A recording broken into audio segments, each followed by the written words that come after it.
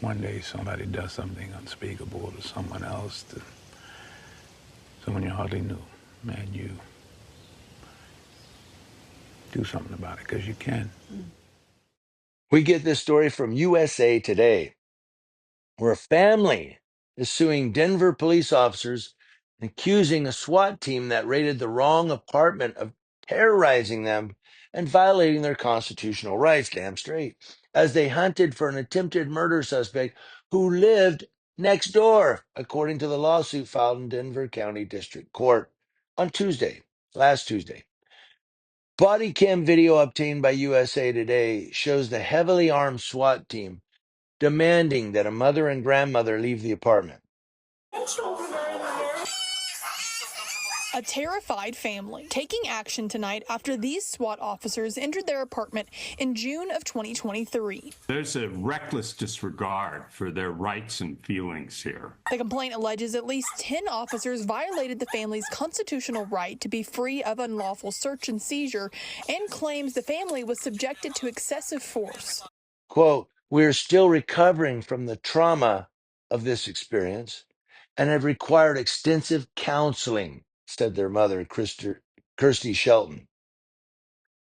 Now, the lawsuit also alleges that the Denver Police Department have covered up the officers' actions, characterizing the raid as an evacuation for their safety. Okay. They continue to pretend that this terrifying raid never happened, said Kirsty Shelton. She goes on, someone must stand up against this injustice or it will continue to be swept under the rug. Now, the lawsuit names 10 officers from the Denver Police Department, but does not name the department itself. The Denver Police Department has not responded to USA Today's request for comment, and they won't. The Denver Police Protective Association, the union representing Denver police officers, declined to comment, citing the lawsuit and an internal investigation. Kirsty Shelton said she was preparing lunch on June 6, 2023, when she said she heard loud banging at her door and saw assault rifles pointing at her windows. This body camera footage shows the officers discussing outside the apartment before making their presence known. Andy Garcia, the Denver Police Department. Next, you see one of the women come out utterly confused. Is anyone else in your house? My daughters and my grandchildren. And she even lets the officers know of their mistake. No, I don't know. Danny Garcia? No. I don't know him at all. No, they live there. Honest to God. They already knew or should have known they were in the wrong place. And yet, those two SWAT officers went and raided that apartment, guns drawn, looking for Danny Garcia. It's not rocketry. They've got women in their pajamas. In another officer's footage, once inside the home, you see them approach two young girls. Oh, we're not going to hurt you. The family then is ushered out of the apartment and were put into police vehicles outside, including the two girls. The operations commander's report states the family was, quote, contacted, advised of the situation, and evacuated for their own safety. The complaint also states some of the officers' reports failed to mention they entered the wrong apartment. The complaint shows multiple sworn statements showing that officers involved in the action knew Garcia lived in apartment 307, while the Sheltons lived in apartment 306. Quote, with objective unreasonableness, defendants did not bother to read the plainly visible apartment number on the door they were ramming, says the complaint. Of course not. They just go to lunch after. It's another day at the office. Now, body cam footage reviewed by USA Today shows the officers demanding that Shelton and Shelton Knight exit their apartment with their hands up. Shelton's mother, Sharon Shelton Knight, emerges and tells officers where Garcia's apartment is, later adding in a distressed voice, my grandchildren are in there. And she's telling him where he's at. No, he lives right here.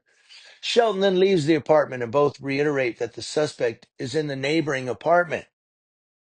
Shelton and Shelton Knight asked officers to be allowed to return to the apartment to calm the girls, but officers denied the request, says the lawsuit.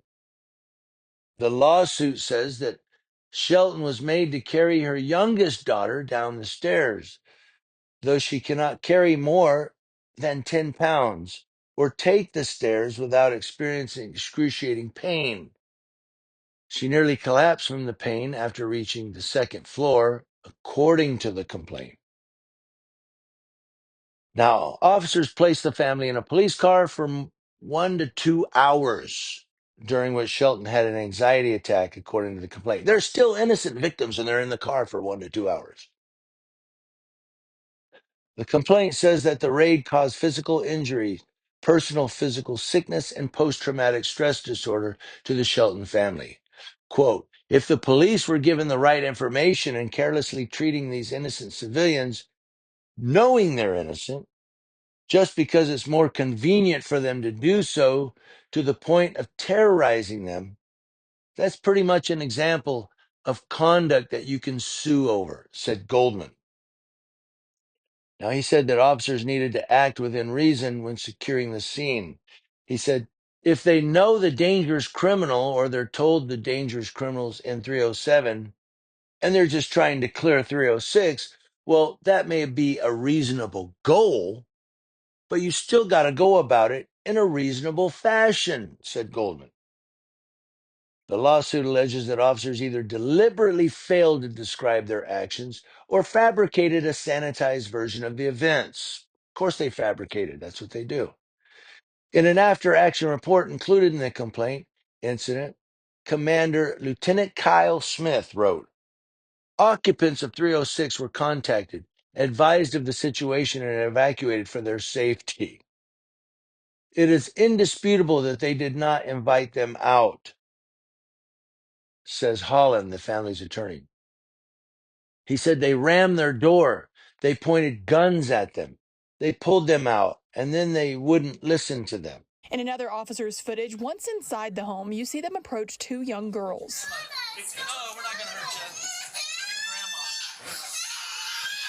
The family then is ushered out of the apartment and were put into police vehicles outside, including the two girls. Now, other reports included in the complaint use similar language, painting the actions in 306 as an evacuation. Police department has not disclosed interviews from internal investigations of the officers involved. Quote, the city is actively closing ranks behind their SWAT team and refusing to disclose information, said Dan Weiss, another attorney for the family. The lawsuit seeks undisclosed damages, and it is not the first time the department has been sued for raiding the wrong home. Last year, a jury awarded 78-year-old Ruby Johnson $3.76 million in damages, finding that two Denver police officers acted with willful and wanton disregard of Johnson's constitutional right to be free from an unreasonable search and seizure in 2022. Now, the SWAT team was hunting for a stolen pickup truck that investigators believed had 4 semi-automatic handguns, a rifle, a revolver, 2 drones, $4,000 cash, and an iPhone inside of it, according to the Associated Press.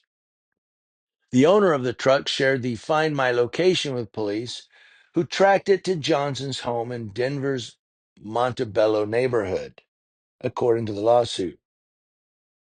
Johnson, a retired U.S. Postal Service worker and grandmother, had just gotten out of the shower and was still in her robe and slippers when a SWAT officer on a bullhorn commanded her to come out with her hands raised.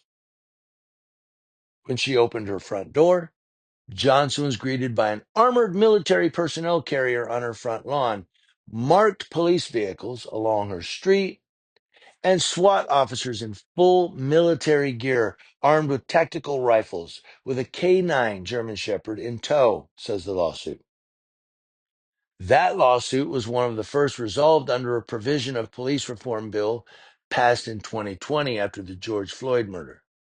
State lawmakers created the right under the bill for Colorado residents to sue individual police officers for state constitutional violations in state court rather than federal court. The lawsuit brought by the Shelton family sues under the same provision.